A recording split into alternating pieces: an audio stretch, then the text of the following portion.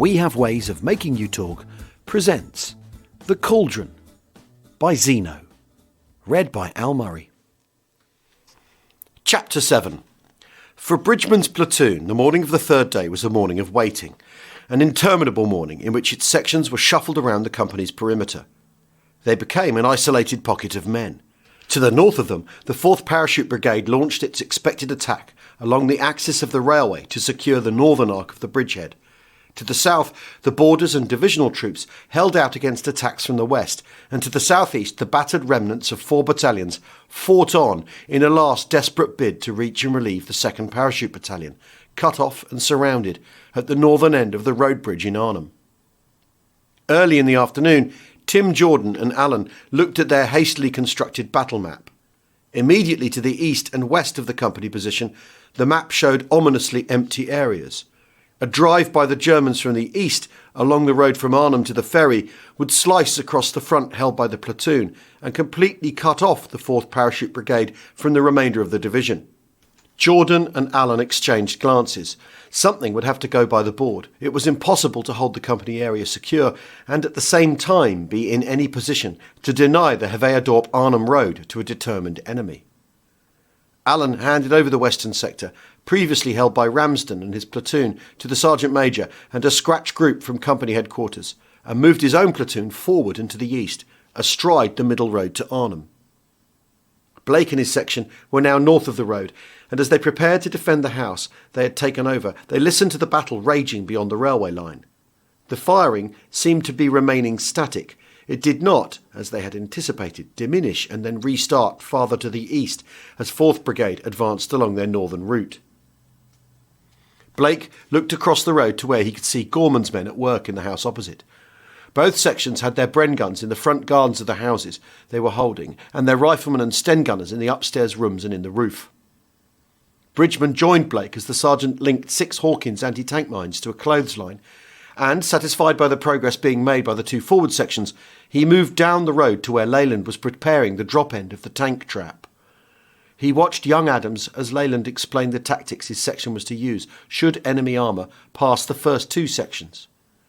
The young soldier had lost some of his earlier apprehension, and as Leyland positioned the men and gave them their instructions, he showed an interest quite different from the stunned apathy he had exhibited since the shock of his first brief action. Alan crossed the road and looked in on his headquarters section as it prepared for the part it was to play in conjunction with Leyland and his men. They were as well advanced as the remainder of the platoon, and after a few quick words with Murray, he went back to where he'd left Blake. The platoon now occupied 4 houses. 2, those held by Blake and Gorman, were opposite each other and 30 yards short of the crossroads formed by the road they were on, which ran across the north of Oosterbeek, and another which ran south from the Arnhem-Amsterdam road. 75 yards farther back, Leyland and Murray occupied 2 more houses, also on opposite sides of the road. In the event of a German attack from the east, the area between the 2 pairs of houses was to be the platoon's killing ground. Back with Blake, Alan listened to the sounds of battle to the north, the German fire coming from a little to the west of where he guessed the brigade to be. It sounds as if 4 Para have been taken on from behind. He spoke without surprise, as if it was something he had expected to happen. If they're too tightly squeezed, they'll have to get back into the divisional area before taking a new line. Blake shut his eyes and tried to visualise the battle scene. He could imagine the brigade held up on their axis and being harassed from the rear. They would not dare take the risk of disengaging to the north and putting an even greater distance between themselves and the division. They would have to come south. That means they'll come down through the company position, doesn't it, sir? Some of them might, but if the whole brigade comes due south, they'll lose their transport. They can't get it over the railway embankment, and the nearest crossing is back at Wolfhazer. If we're not still holding it, it'll have to be retaken. I don't think Div can help them. Judging by the firing to the south, the borders have troubles of their own, and there's no other infantry unit not already committed. They may use the glider pilots. There must be 1,000 or so of them somewhere, I should think. He broke off and listened. The slow clank of a creeping tank took the 2 men to the side of the window in the bedroom where they were talking. The angle of the wall prevented them from seeing more than 30 yards up the road towards Arnhem. They slipped out of the room and ran down the stairs, their boots breaking the close silence of the house. The front door was wedged back on its hinges, and dropping to the ground, they joined the Bren group whose members were staring through the privet over the low garden wall. Bridgman spotted a slight movement at the crossroads and was able to make out a German helmet and half a face a few inches above the pavement. The man was peering round the corner from the road leading up from Oosterbeek, and Alan wondered if the armour they had heard was on the same road, and if so, how had it got there? Somehow the Germans must have got behind the parachute battalions and the South Staffs in the centre of the town. The head disappeared, but almost at once the man himself ran out from his cover and crossed the road. He was followed by 4 others, and the 5 of them entered the front garden of a house on Bridgman's side of the street. They were out of his sight almost at once, but he knew Gorman's men would know where they were and would be able to neutralise them at the right time. Another half-section of Germans scrambled over the garden wall, round which the first soldier had peered. Alan turned to Blake. "Where's the MG-42? Blake jerked his head backwards. "Up there in a bedroom. Get back in the house and tell them that last lot are their first target when the firing starts." Blake crawled away and into the house. Alan continued to watch the crossroads. He guessed that after a period of observation by their infantry section, the German armour would start up again and come out from behind its cover. He had no idea whether it would turn left and come through his platoon position, or whether it would continue up the road it was on and cross the railway embankment, reinforcing those enemy elements which were holding up 4th Brigade. He could hear the noise of more than one engine running, but it was difficult to decide exactly how many German vehicles were concealed behind the houses and how many of them were armoured. Blake rejoined him, and Alan looked round at the sergeant's grinning face. "Spot on, sir. The MG-42 crew can actually see 3 of them. They won't give us much trouble." The sudden revving of engines gave the impression of an armoured division starting up, and the first tank, an old Mark IV, lurched into sight. The watching men held their breath as it crawled forward. It seemed to hesitate in the centre of the crossroads, and then it locked one track and swung round towards them. Bridgman slid backwards to the front door of the house, and once inside he pounded upstairs to the bedroom. He crossed it quickly and stood behind the crew of the captured German machine gun. A second tank had followed the first, and both were clanking warily down the road towards the platoon. Alan wondered what they would do when they spotted the clothesline across the road. It had been laid as carelessly as possible. It wound slackly across the tarmac surface, and on the far side it stopped short of the garden gate by a good 18 inches. He hoped that a free end of rope might allay any suspicion. A self-propelled gun and 2 infantry carrying half-tracks had followed the leading 2 tanks, and the Mark IV had got to within 10 yards of the clothesline. Alan pulled the very light pistol from the inside of his smock and waited. The leading tank ground to a standstill, and its gun traversed slowly from side to side like a solitary antenna on a blind crab. Without warning, the top half of a German officer emerged from the turret. Alan stepped back farther into the room, pressing down with his right hand on the head of the man behind the machine gun. The German's eyes followed the clothesline to where its unattached end showed on the pavement. He glanced sharply at the houses on each side of the road, and Alan hoped the man waiting out of sight behind the far garden wall would not show himself in his anxiety to be ready to snatch at the end of the rope and pull it in. The Panzer officer had started to sink back into the tank when he seemed to change his mind and stood up again. He half turned, his mouth opening as if to shout back to his infantry, but again he had second thoughts and dropped out of sight into the tank. The Mark IV lurched forward with the other armour following it. Alan ducked and crossed to the other side of the room where he could look back towards his 2 rear sections and at the same time follow the movement of the German tanks. They picked up speed a little, and Alan just had time to thrust his hand out of the window and fire his flare over the leading tank, and to watch the second clothesline come to life as it was dragged across the road with its attached cargo of anti-tank mines. The leading tank ran onto one of the mines, and it seemed to him that it skipped sideways like a girl playing hopscotch before it came to rest, one track severed and trailing. The platoon's Piats opened up. Gammon bombs and grenades rained down from the windows above, and Sten gunfire was poured into the open-topped troop-carrying half-tracks. The captured Spandau belched German bullets into the German half-section back at the crossroads. The 2 rear vehicles had started to turn round before Alan realised that at his end of the trap the road was still clear of mines. The line had been caught up by one of the German tracks and dragged several yards along the road. Its loose end now lay 10 feet from where the dismayed face of one of Alan's men looked out from the gate opposite. Bridgman ran from the bedroom and down the stairs. He reached the front door in time to see Blake dart out of the garden gate, his Sten gun in his right hand and his left dragging the rope-linked mines behind him. The last German vehicle was the self-propelled gun, and it completed its turn as Blake ran across its front. It started back in the direction from which it had come and crushed one of the mines as Blake leaped for the pavement on the far side of the road. Alan had time to see the sergeant blown through the open gate opposite him before he himself was thrown off his feet. He scrambled up and put a burst of Sten gun fire into the backs of two Germans attempting to clamber over a wall into a garden. One of the half-tracks had run up onto the pavement. It had come to rest with its front end half through a garden wall. Its occupants had been thrown about by the violence of its sudden turn and sharply arrested movement. Some had been jerked clean out of the vehicle as they stumbled to their feet. Some were struggling to rise from where they had been hurled on the deck. Some would never move again. And as the survivors looked desperately about them, death singled them out from the windows above. The firing had almost stopped, and Alan shouted across to Gorman to keep his Bren aimed back at the road intersection. He could see Blake still lying on his face in the open doorway opposite, so he turned to where Corporal Heibling was looking down from an open window above him. "Keep the two MGs trained on the crossroads. I'll take the rest of the section. Send them down now." The men joined him in the garden, and with their fingers hooked expectantly round the triggers of their weapons, they made their way to where the German armour lay like stranded ships on the road and pavements. The surviving occupants stood about in small groups, their hands resting on their steel helmets, and with shocked, apprehensive expressions on their faces. Blake's section rounded them up quickly, and Alan sent two men back with them to Company HQ, ordering the rest of the section back to the house. He shouted to Leyland to salvage anything of value from the enemy vehicles, and then made his way to the gateway of Gorman's house. Blake no longer lay where Alan had seen him, and when he went through the open doorway, he found Blake sitting in an armchair smoking a cigarette. He looked white and shaken, but his eyes showed their usual steadiness. "What happened to you? I thought you'd bought it." "I wasn't scratched, just knocked down by the blast. I landed on my Sten mags, and they knocked all the wind out of me. I thought I was never going to start breathing again." Alan called to Gorman. "We needn't worry about any more armour coming down this road. They've made their own tank obstacles. Leave your Bren group where it is and get most of your section to the back of the house. The Jerrys may try to push their infantry behind you."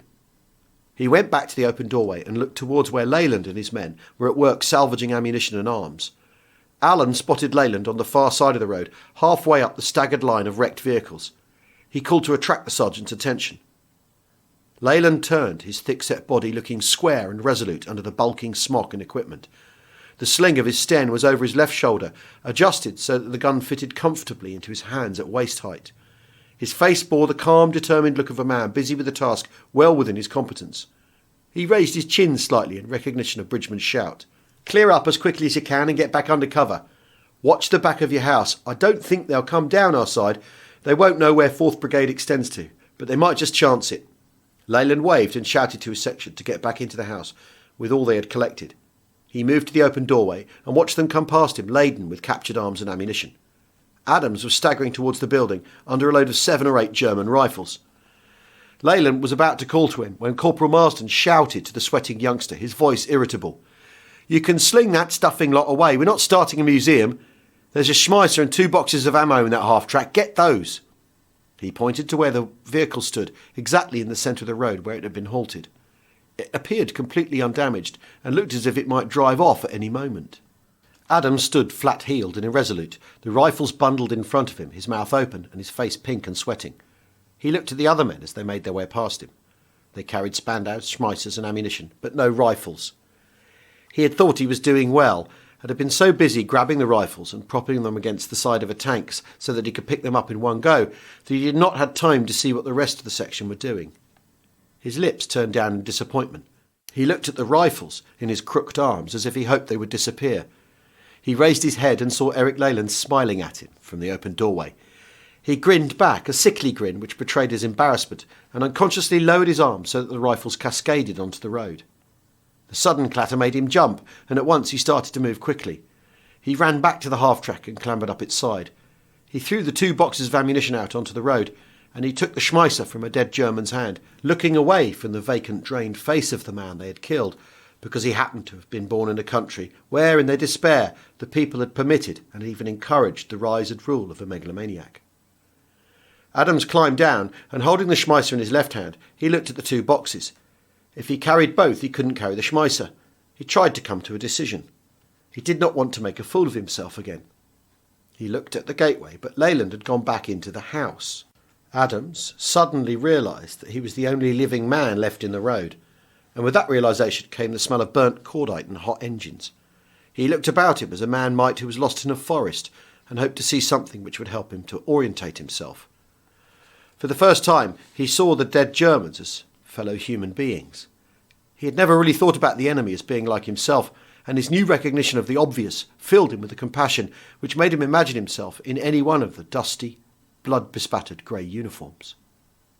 He grabbed one of the boxes and, dragging it behind him, set out for the gate. The German soldier must have fired in the instant that Adams moved. He heard the whine of the bullet as it passed behind him. He broke into a run, the ammunition box suddenly increasing its weight till he imagined he was being dragged back to be displayed like a target in the butts. He started to release his grip on the handle of the box, but remembered Leyland and Bridgman and the other men in the platoon and the way they might look away from him, ashamed of his failure. He tripped on the curb and fell sprawling on the pavement as another bullet cut the air where he had been a second before. He scrambled to his knees, and as he half turned to seize the box which had broken from his grasp, he heard Corporal Marston's voice screaming at him, "Leave the stuffing thing! Get in here, you bloody fool!" But Adams had obtained a fresh grip, and he was through the gate and into the hallway of the house before the meaning of Marsden's words had registered in his brain. He stood facing the corporal in the hall, his chest rising and falling with a combination of exertion and relief, his face happy and shining with success, so that Marsden's words came through to him in disjointed lengths like snippets from a soundtrack. "Young idiot! Bloody ammunition! Bridgman's a raving lunatic about. You'd think we were a bloody salvage company. You'll sit up all night counting the rounds like a stuffing miser." Corporal Marsden's voice became lower and lower as he blew off steam, and eventually he ground to an unintelligible mutter. Adams shuffled his feet and looked away. It was impossible to be sure what these people expected of him. Back in England, Lieutenant Bridgman had always been emphasising the unreliability of resupply drops, the necessity of conserving ammunition, and how important it was to take advantage of every opportunity of capturing the enemies.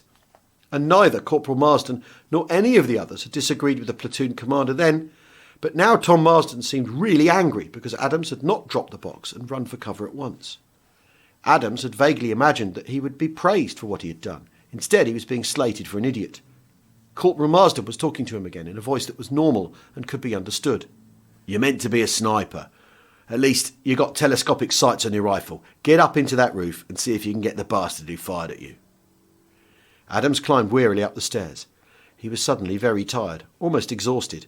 As he got to the top and stood still holding the banister rail, Leyland came out of a front bedroom. The section commander glanced at Adams' face. "Come in here a moment."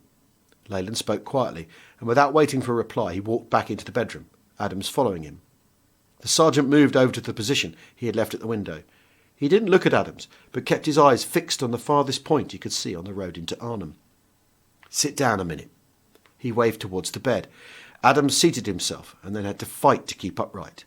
He was filled with an almost uncontrollable desire to lie back and sleep, to sink into the oblivion of unconsciousness, and only to awaken when it was all over, or perhaps to discover that the whole thing was an unpleasant dream and that he wasn't in Holland surrounded by German soldiers and tanks who wanted nothing else but to kill him and all the others who were with him. "Don't take too much notice of Tom Marsden." Leyland threw Adams a quick smile. "He was only angry because he thought you might have been killed or wounded unnecessarily. Try to get some sense of proportion in your head about the things we have to do. The ammunition and arms were objectives that were desirable but not essential. If we're thrown into a defensive role, of course, we shall want every automatic weapon and all the ammunition we can lay our hands on. But you don't have to risk your life at this stage for 1,000 rounds of ammo. There may come a time when ammunition may be of more value than men, but that time isn't yet. When you have a job to do out in the open, try to be as quick as you can. Do it properly, but get it over with, and get under cover again as soon as possible. Now, get up in the roof, and remember, you don't have anything to prove." The firing started as Adams was climbing the attic steps. He made his way gingerly to the front of the house, stepping carefully on the spaced rafters. Close to the eaves was the mattress he had placed there earlier on, and he knelt on it now and looked through the gap where the tiles had been torn away. He could see one house beyond the one held by Sergeant Gorman and his section, and he thought the firing was coming from behind it and farther to the east, towards Arnhem. He could hear other members of his section moving about below and behind him at the back of the house, and to the north the distance dulled incessant fire of 4th Brigade as it tried for the high ground from which it would sweep down and form a northern arc on the edge of the town. The detached houses on the far side of the street stood bright and clean in their red-bricked isolation. They looked very like the houses on the new estate in the Midland town, which was his home, but despite the noise of battle, they seemed quieter houses than the ones he remembered. They were better cared for, but in a cold, remote way that he did not understand. He found it hard to believe that real people lived in them, and he wondered where their owners were. He realised how few Dutch people he had seen since they landed. There had been quite a lot of them in the divisional area on the first night, young and middle-aged men wearing orange armbands, some with weapons and some unarmed. He had been told that they were members of the Dutch underground, and he wondered where they were now. They had seemed very calm and confident, almost as if the descent of an airborne division on their doorstep was an everyday occurrence. We need to take a short break now. I'll see you in a tick.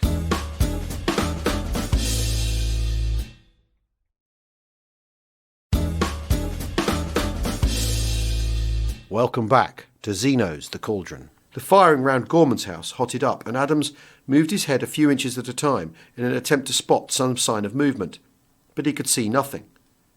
He wanted to go into the bedroom below him, where he could hear the voices of the men watching the gardens leading up to the railway embankment.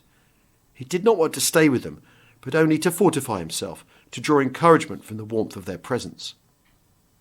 There was a sudden and prolonged burst of Bren fire from the direction of Gorman's house, and, as if it were a signal that both sides waited for, small arms of every calibre opened up, the fierce staccato crack of the individual explosions blending into one long cacophony of sound that rose and fell in successive waves, beating against Adams' head and making him wince as each screaming crest broke over him. Enemy mortar bombs landed on the roofs opposite him and in the road among the German armour. Adams shifted his position continually, but he could see no movement at all. It was like being struck blind at a cup tie, and only being able to guess what was happening from the unintelligible roar of the crowd. He could hear Leyland shouting in the house below him, and a few seconds later he saw Corporal Marsden and Wilcox run across the street carrying a German MG-42. They entered the gate of the house above the one held by headquarter section. Marsden smashed a downstairs window with the butt of his Sten and clambered through the gap in the broken pane. He turned at once and took the light machine gun from Wilcox's extended hand. Adams saw the second man start to climb into the house, and then sensed rather than saw a movement up the road to his left. He turned his head and was in time to see Bridgman and Bilting bolt through the gate of Gorman's house, Bilting carrying another MG-42. Adams looked back and saw that Wilcox had not yet disappeared from sight. His arms were through the window and his boots were scrabbling at the wall. Then his legs were still and he hung like a man who has slipped on the high wire, his body strangely conveying catastrophe by its stillness. Marsden reappeared at the window and seized the sagging man by his shoulders. He was pulling him in when the mortar bomb landed in the next garden. The explosion threw up a great cloud of soft earth, and Adams ducked as stones and fragments of metal showered on the tiles about his head. When he looked again, there was no one at the window opposite him, but he could see a barely distinguishable movement in the room beyond it. He was wondering if Wilcox had made it after all, when Marsden looked out and down into the garden. One side of his face was red and dripping, and only partly concealed by the handkerchief he held to it. He seemed to stare for a long time at what lay out of Adam's sight 3 feet or so below the window ledge, and then he turned away and disappeared towards the back of the building. Wilcox was dead. Adams was quite sure about this. He could not imagine Marsden leaving him if he were only wounded. He looked back up the road at the front doors and windows of the houses that hid from him the battle being fought in the gardens to their rear, and he felt terribly alone. For the first time since landing, he actually wished himself in the battle. There he would be among his friends, and their shouted defiance and hot curses, and the tingling excitement of their aroused emotions. He would have felt Bridgman's grip on the battle, and would himself have been part of the team working together to deny the Germans' advance into the almost defenceless company area where the CO and the Sergeant Major held the position with under 30 men. A German machine gun opened up due south from where he knelt, and as his head snapped round he realised that he could now spot the difference between the enemy's guns and their own. He decided that the gun was the one taken across by Wilcox and Marsden, and was pleased that the sounds of battle were no longer as meaningless to him as a page in a foreign newspaper. With this knowledge was born a new confidence. If he could now read the writing of war, it was possible he might write a few lines himself before the end. The firing quietened to a series of intermittent exchanges, and he could again pick out the more distant sounds of the other bigger battle being fought by 4th Brigade. Some freak atmospheric condition made the sound of the firing to the north vary in intensity. Sometimes it sounded very far away, at others as if it were just outside in the back garden of the house he was in. He remembered this sort of thing happening before. In the bed he shared with his elder brother, he had lain listening to the sounds of the fairground on the outskirts of the town, to which he had been forbidden to go on that particular evening because of his failure to do his share of the family chores in the morning. The street outside was quiet with everyone away at the fair, and the summer evening held a dusty closeness. He lay thinking of the happy noise and the laughter and the whirling of the giant machines, the raucous calls of the barkers and the exciting screams of the girls as they were swung high on the swings by their chaps. And the sound of it all had alternated between the very loud and the barely heard. Lying alone, his tears finished, and his throat sore from the self-pitying sobs he had strangled, he had daydreamed the evening away, the immeasurable span of his unlived life reaching out, a golden carpet stretching onto the infinity of a romantic child's dreams. Curled up in the loneliness of the big bed, holding his body close in his crossed forearms, he had cradled his secret thoughts of the future to his innermost self. He would forgive them in the hour of his triumph, but they must know that he remembered and recognised that it was their stupidity he forgave. They would be proud of him when he returned from wherever it was he would have gone to. That was the part which was never quite clear, either now in the quiet of the deserted evening with the music of the fair as a backcloth to his thoughts, or at those other times when he had dreamed of the green path his growing youth would cut through the world, leading always away from the sordid ordinariness of his native town. The glamour which surrounded the parachute regiment and the promise of glory which it held out had fixed in his impressionable mind the certainty that it was by far the most romantic and exciting regiment in the army, and it had been a must long before his call-up. When he had been accepted, it had been as if a half-doubted password had been given and opened the door to a way of living he had known existed outside the dream world in which he had spent so much time. The sound of the 4th Brigade's firing rose and fell, rose to a frantic pitch, and died again. There was something desperate about the sound, like a dying man fighting for each succeeding hard-won breath. Adams heard increased movement below him and towards the back of the house. He stood up, straightening his aching body, but as he started to move over the trapdoor, he heard the sound of boots on the road outside, and turning back he crouched again and looked down. He had only time to see the top of a steel helmet and the smock below it before the figure of one of their own men disappeared from his sight as it entered the house. He moved over to where the steps led down from the attic and listened. He could hear Leyland's voice and Marsden answering him. It must have been the section corporal who he had seen crossing the pavement and entering the house. "Happened to your face?" "Nothing much, but the bastards got Wilcox before we'd got into Murray's position. I reckon there are some Jerrys in a house on this side of the road. Gorman couldn't have knocked out all the ones who came over to cover the armour. How are things going over there? It sounds as if you've got it under control." "It's all right now, but it was touch and go for a bit. They must have used the best part of a company against us, but this cattle wire the Dutch used between their gardens really buggered them up. It kept checking them every few yards, and we had enough automatics over there to knock 7 kinds of shit out of them. I don't think they'll come back in a hurry. How have you had it?" "It's been quiet enough here, but I should think 4th Brigade have had it on their present line. Carter came in a few minutes ago from 3 platoon. They've landed the Polish gliders, but it sounds as if it was a proper cock-up. The LZ was bang between the 10th Para and the Germans. 3 platoon has been shot to hell, and they'll be coming back into the company air any time now." "What about the Poles? They were bringing in anti-tank guns, weren't they?" "Yes, they were, but I don't know what the exact position is. The chap from 3 platoon says they got some of them unloaded and away, but it seems the Poles decided that everyone was an enemy and opened up on the King's Own Scottish Borderers, 10th Para and 3 platoon, as well as the Germans. Can't say I blame them. And a post landing's a bastard. You've no idea where the firing's coming from.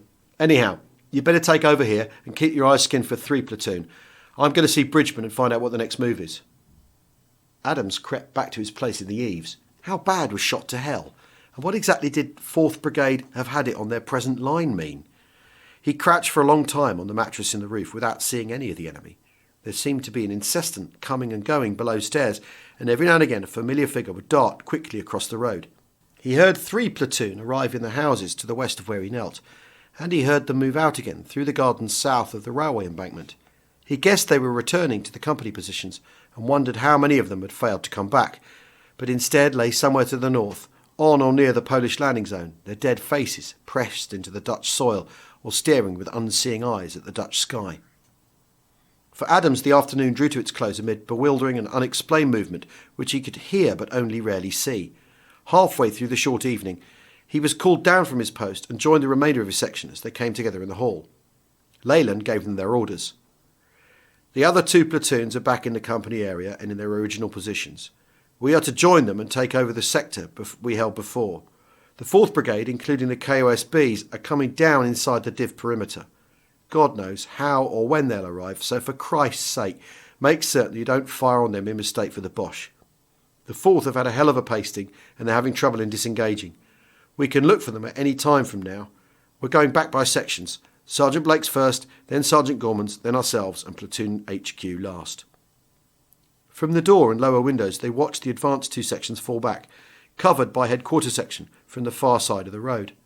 Their own house was of no use to cover the others. The sniper who had shot Wilcox was on the same side of the road as themselves, and so could not be seen by Leyland's men. Leyland moved down to the garden gate and looked west to where the 2 sections were disappearing out of sight as they fell back into their old positions. Across the road at the open doorway opposite, Bridgman was standing just inside its frame, peering after the last man in Gorman's section. He turned his head and his eyes met Leyland's. He nodded and waved his hand from right to left, and the section sergeant spoke quickly to Marsden. "Right, off you go, Tom. Remember, this side of the road for 30 or 40 yards, then all over together to cover headquarters as they come out." Listening, Adams felt his back grow cold. As they crossed the road, the German sniper would be taking aim at them from less than 100 yards range. The section quit the house and moved to the gate. Adams found his mind frantically tumbling in an effort to decide whether it was safer to be among the first or the last to leave cover. Before he could make up his mind, Marsden was out and sliding down the right-hand side of the pavement, the section behind him. Adams followed. The decision had been made for him. With the exception of Leyland and the Bren gunner, who were remaining to cover the crossroads at the southern intersection, he was the last man, and as such, he decided at the last moment, the most vulnerable. They halted 40 yards down the road and lined up with their backs to the garden wall, facing the opposite side of the road. And then at a word from Marsden, they were pounding across the open 60 feet, the sound of their ammunition boots ringing in their ears. Adams ran with his head up and his mouth open, as if ready to cry out before he was hurt. He heard the 2 shots, but he did not look to see if they had taken effect. He had already seen the body of Jimmy Storrs from Gorman's section lying sprawled with his shoulders on the pavement and his hips and legs twisted so that they followed the line of the gutter. The gateway seemed filled with men, so without checking in his stride, Adams kept straight on, and at the last moment thrust his stocky body upwards, his weight propelled by muscles grown stronger through his wish to survive at any cost. He cleared the privet head first, his rifle extended and held away from his falling body. He felt his boots catch for a second in the tight-trimmed wood of the hedge, and then he landed on his hands and knees in the Dutch garden. He stayed for a moment with his chest heaving and his head hanging down between his braced arms. He looked up only when he heard Marsden's voice urging 3 men into the house. He started to follow them, but the section corporal called him back. "No, not you. Get in the corner there." He pointed to where the dividing fence joined the low wall and privet of the front garden. "The bastards in that last house, just this side of the crossroads. Gorman's lot must have missed him when the kerfuffle started. The sod's done 2 already. You see the stuffer doesn't get any more." Adams knelt at the spot pointed out by Marsden and looked at the house on the far side of the street before the crossroads. It looked exactly the same as any of the others, except that all of its windows were smashed, and the red gashes of bullet-scarred brickwork showed in greater abundance than on the other houses. The German armour obscured much of his view, and he could see only one of the downstairs windows. The broken windows gave the upstairs rooms an impression of being gutted, but in one of them, or perhaps in the roof, the sniper waited. Adams eased his rifle forward and looked through the telescopic sights. The house jumped towards him, and he began a slow search of the windows and tiled roof. In the lower right-hand corner of the farthest window, he thought he spotted a movement, but he could not be sure. He was trying to make up his mind whether to put a shot in when Leyland broke cover, followed by Ted Wallace carrying the Bren gun. Adams watched them as they made their way along the far side of the road as he had done minutes earlier with the rest of the section. They halted for a moment opposite him, and then they were running across the road. Adams heard the thud of the bullet which hit Wallace, and watched him stumble for a few more paces before going down. Leyland ran on to the gate, then stopped and looked back as if he had been called, and was trying to place the direction of the cry. He turned, very slowly, and looked towards where Wallace lay in the middle of the road. Adams stared at the section sergeant, his eyes wide and a look of incredulity on his face. Time seemed to stand still. Leyland was frowning a little, the slight frown of one who struggles to recall something, and his eyes had the far-away, unseeing look of a man who sees an internal picture, and one so vivid that it obscures the reality of his surroundings. Leyland was no longer in Holland, and the road before him was not in Oosterbeek. He saw a market square in Casamassima, and instead of the crumpled form of Wallace, he saw the figure of Tate struggling to get his Sten gun off his shoulder. He started back across the pavement, not with the hurried, furtive action of a man under fire, but firmly, as if bent on an inevitable course which brooked neither deviation nor retreat. He neither ran nor slunk, but walked with a sure step, as a brave man might to the scaffold, and the first bullet barely checked his stride. His knees bent slightly, and then straightened. He had taken 3 more steps when the sniper fired again. He stopped, both legs apart and one hand raised to his chest. His head swung slowly to the right towards Bridgman and platoon headquarters, and smiling quietly, he fell forward over the body of Wallace, one leg staying cocked in the air as it lay across the barrel of the Bren. Adams heard his own breath, a harsh grating sound, which seemed to originate high in his head, and his tongue had become a dry, swollen foreignness which threatened to choke him. He jerked his eyes from the 2 still bodies and looked back at the house by the crossroads. He sensed rather than saw Bridgman and headquarters section as they raced down the pavement towards where he crouched, but he did see the raised rifle, the head, and one shoulder of the German sniper as he took aim. The sweat dried on his hands, the rifle leapt to his shoulders, and the crossed hairlines of the telescope settled where the German's head joined his body. He squeezed slowly on the trigger and the rifle jerked in his hands. He watched the German's rifle fall forward into the garden, and he waited expectantly as if prepared for the sniper's body to follow his weapon. He stared through the telescope, but for long seconds he saw nothing. And then a white hand showed for a moment on the bottom of the empty window pane. The fingers groped and crawled like blind, pink-white slugs. They straightened at last, stiffening and reaching upwards towards the sky, but they closed on nothing as they disappeared, pulled from sight by the weight of a body sagging in death. With the sniper gone, the platoon moved quickly back to the company area. They improved the positions they had already dug, but they did their work for the most part in silence. Used to death, they were all stunned by the manner and pointlessness of Leyland's dying. Bridgman called his order group half an hour before Stand 2, and his section commanders came together in the cover of the trees which separated their platoon from Gordon Brown's. Bridgman tried to be brief. I can't give you much of a picture of the Germans' dispositions. The whole battle is still too bloody fluid, but I reckon it's grinding to a standstill, and by this time tomorrow we shall know exactly where we stand. He paused for a moment before adding, or fall.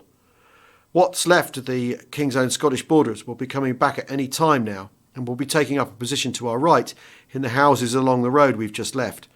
The 10th and 156th Para-Battalions will be coming into the divisional area at first light tomorrow, or at least they will if the Germans allow them to disengage.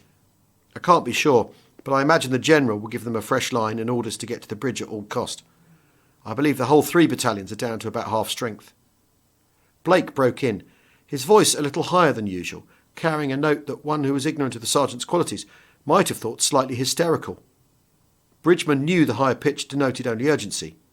If they're rejoining Div, why the hell don't they come on during the night? They haven't far to come, and they'll stand a much better chance of making it under cover of darkness. The sergeant spoke half in anger, half in bewilderment. Christ almighty, if they'd give us their map references, we could send a couple of sections to guide them in. There can't be any considerable force between them and us. I reckon it would be a doddle. Alan Bridgman turned till he looked squarely at Blake. You're so damned right that it makes me sick to think of them attempting it in daylight. For all the cock they talk about the confusion of night attacks, I'd sooner tackle nearly anything during the night. The other side is always in a worse position because they haven't a clue as to what's happening. My own view is that a commander who's not prepared to commit his troops to movement by night hasn't much confidence in them or himself. Either that or there's a big gap in their training somewhere. Bridgman stopped abruptly, as if he felt he had said more than he should have done.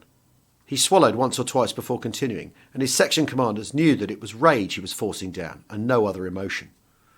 What is left of 2nd Battalion and 1 company of 3rd Battalion are still holding out the bridge, but the 4 battalions in the town have had it and are being withdrawn to the southeast corner of the Div perimeter. There's a resupply drop tomorrow afternoon, and our platoon is bringing it in. Frank Gorman looked up from his map, his thin face concerned. He stretched his long legs out in front of him before he spoke. But we're a long way from the DZ, he said jerkily. Gorman did nearly everything in jerks. He was very tall, over 6'2" in height, and when he moved he appeared to be all elbows and knees. He had small, darting eyes, and to those who met him for the first time always seemed to be nervous and flurried. In fact, he was a very good section commander, and the last man to be panicked or hurried into a hasty or wrong decision. Do we have to take it? There's not a chance in hell of it being taken by us or anyone else. We're to use a new area on the western edge of the perimeter, and I don't think there'll be anything between us and the Boche either. I'll give you more dope on that in the morning, but you," he nodded to Gorman, "will operate the signals. The remainder of the platoon will cover you." They sat in silence for a few minutes, each thinking his own thoughts. Marsden was the first to voice what was uppermost in all their minds. "What about Second Army? What the bloody hell has happened to them? They're 24 hours late already." Marsden's temper was as quick and as well directed as the movements of his dapper body. Even in the midst of battle, he somehow managed to give the impression that he thought nothing was half so difficult as those in authority tried to make out, and to prove it he managed to shave and appear well-groomed under conditions which everybody else went along with. When Alan answered, there was a slight edge to his voice. He liked Marsden well enough, but was impatient with the corporal's preoccupation with matters beyond their control. "I don't know, and from what I can gather, no one else does either. It's no use speculating about it. We've got our own job to do, and after the resupply tomorrow, that means any job they give us. No matter what the final outcome is, let those of us who survive be able to live with the knowledge that we didn't fall down on any of our tasks." Bridgman paused for a moment. He was not quite certain whether he ought to continue, but he did. "I'd like to think that those who have fallen down on their jobs, whether through lack of guts or because they're too bloody dilatory and victory happy to feel any sense of urgency, I'd like to think that they will find it difficult to live with themselves. But they won't. They never do. They'll be able to rationalise anything, even their own gutless incompetence." He stood up. "Right, now, get back and tell the men the essentials. I don't think tonight is going to be as quiet or as easy as last night. Make sure all the men are on their toes." They got to their feet and started to move off, all except Blake. He squatted back on his heels and waited for the others to get out of earshot. Alan stood in silence, looking down at the sergeant's face, that seemed, without its usual grin, almost that of a stranger. He felt sure that Blake wanted to speak to him about Leyland's death, and he was right. "Why did he do it, sir? I saw the whole thing from down the road. It wasn't even as if he was trying to save Wallace, or help him, or anything. He didn't take cover or hurry. He just walked out and waited to be killed. I can't start to understand it. There was nothing wrong between him and Sally. If there had been, I should have known. What could have made him do that quite suddenly? What could have been in his mind?"